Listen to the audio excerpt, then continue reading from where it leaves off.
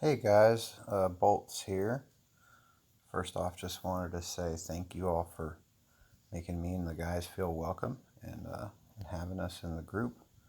I was talking with Shardy a little earlier today and discussing some of the things that I think that might help us improve our gameplay and our growth in the Alliance, and just kind of looking over some of the things that maybe don't get discussed so much that can really just improve your gameplay and increase your heroes a little bit faster. So, looking over the base here, the base is kind of a really good starting point. I know a lot of you may not have it as developed, and I know some of you definitely have yours further along than I do. You may notice I don't have my Hero Academy up because I'm using 4 training camps. I do have it built, but it just requires too much iron to continue building. So I have 4 training camps going so that I can keep having feeders for my heroes. Now, Atlantis, as everyone knows, is one of the best times to farm up and gather resources in order to basically stock up for a month on either crafting materials or on crafting materials or on training materials or that kind of stuff. So, you look, and I don't have too many backpacks right now. That's because they're all in my training camps.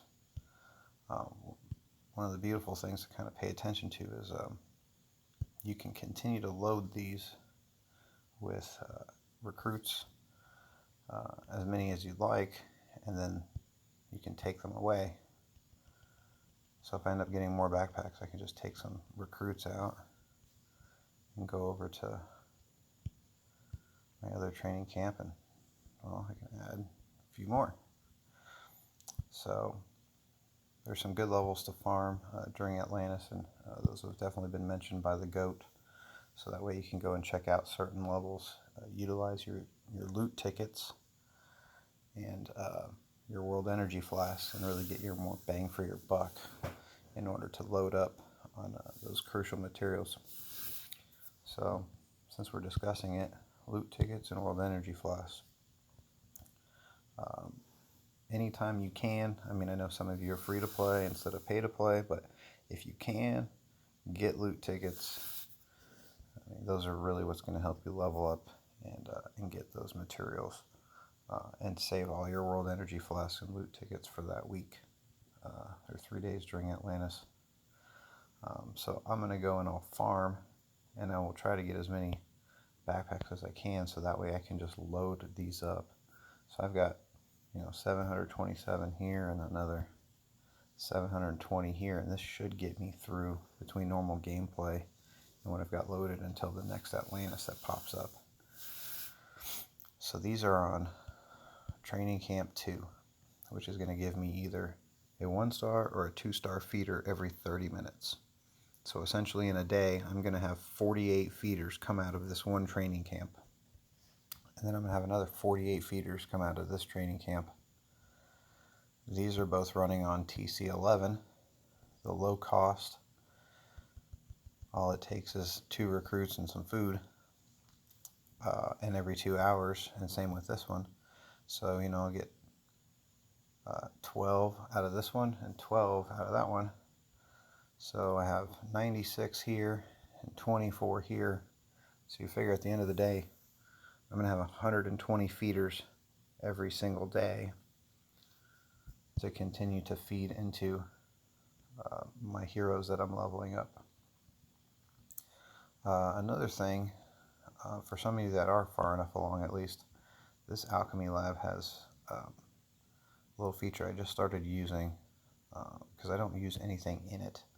But as you can see, I've got the alka shards almost to the point where I can combine. Now, I don't need to transmute anything because it doesn't really do me any good, but what it does when I can collect is it gives you alka shards, and once you have 1,000, you can combine them for an opportunity to either get a 3-star mat, a 4-star mat, or what would be the rarest stuff in the game would be emblems. So at 1,000 you can either get 10 emblems, or you'll have a random draw at a 3 or 4 star mat. So, you know, every couple of weeks or so I'll be able to pump up enough so that I can get more emblems. You know, the best way to get the emblems is going to be in your tournaments. So if you go in here, obviously look at the loot, and you know, your top 1%, you're typically going to have anywhere between 10 to 30. And this is definitely the best way to get your emblems every week. But another way is going through the alchemy lab. Now, I don't have mine built up quite as high, but further levels down will actually give you more alka shards per transmuted item. So it's definitely something to look at. Another thing that's been discussed before is how to summon and try to get more bang for your buck if you are doing some pulls. So you can see I've got coins saved up, and saving up the coins is just to try to test the RNG to see if it's running smooth or not, and if it's not running well, then you know, not to do a pull. So you know, just to give you an idea, I'll do one real quick, and you know, if I get a 1 or a 2 star troop, I'm supposed to do another one, and if I don't, I'm supposed to stop.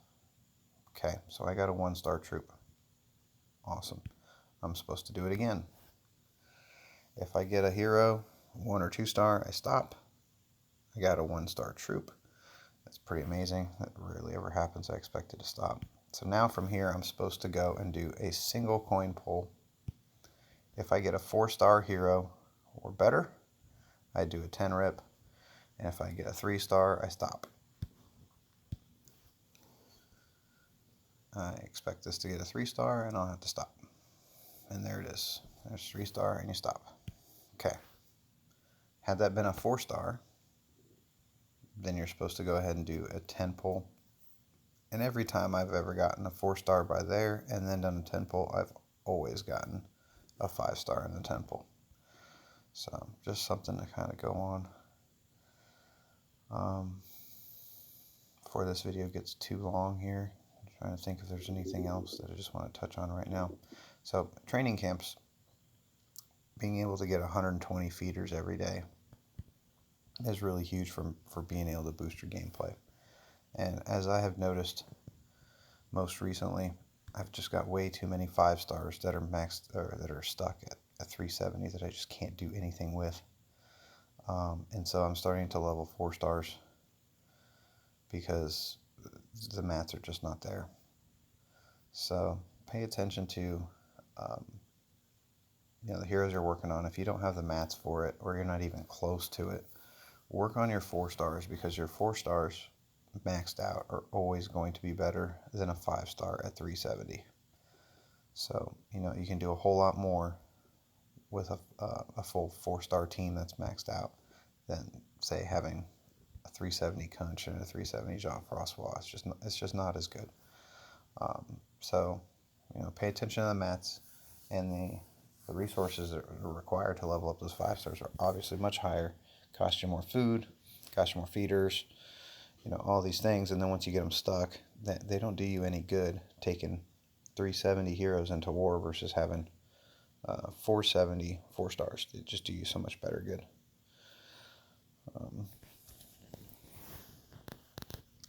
Think of some other topics that we want to discuss that might be help. But I think for now, we'll kind of leave it at that. I was just going to talk about the training camps and how to be able to load up and get more feeders out of it. One other thing is, you can see I've got heroes that have just popped up. You don't have to go and collect these. You can continue to let those stockpile up. So, you know, I've seen it to where I'll have 100 or 200 there because I want to speed one hero up. So you can just let it keep running so long as the timer doesn't run out. If the timer runs out, then you're stuck. But so long as there's time left on it, you can keep those feeders in there, and they'll just load up so it doesn't take up roster space on your hero roster. Because, well, as you can see, I don't have much space, so I can only get 10 out of it at a time, which can be very annoying. So I'll just let them stockpile up until I know that I want to feed a certain hero. one other. Color feeding. So earlier on or mid-level gameplay, it's all about color feeding and making sure that you use the right colors. You know, if I'm using a green on green, I'm going to get more EXP out of it than using anything else. I think everyone's kind of figured that out by now. But you start getting more into your advanced gameplay and you pull a hero that you want and you just end up feeding everything to it because you want to max it out as soon as possible. So, and it's just something later in gameplay that you end up doing. I think I've got as much as I can think of covered. If there's anything any of you guys think about wanting to ask that I might be able to help with, be more than happy to. I'm always watching videos and trying to learn more and more, try to help the team grow. I'll talk to Shardy and see if there's any other ideas that he can think of that we can maybe make some more content to help get the group get better. Keep on keeping on. Go slap that Titan around. I'll see you guys in the game.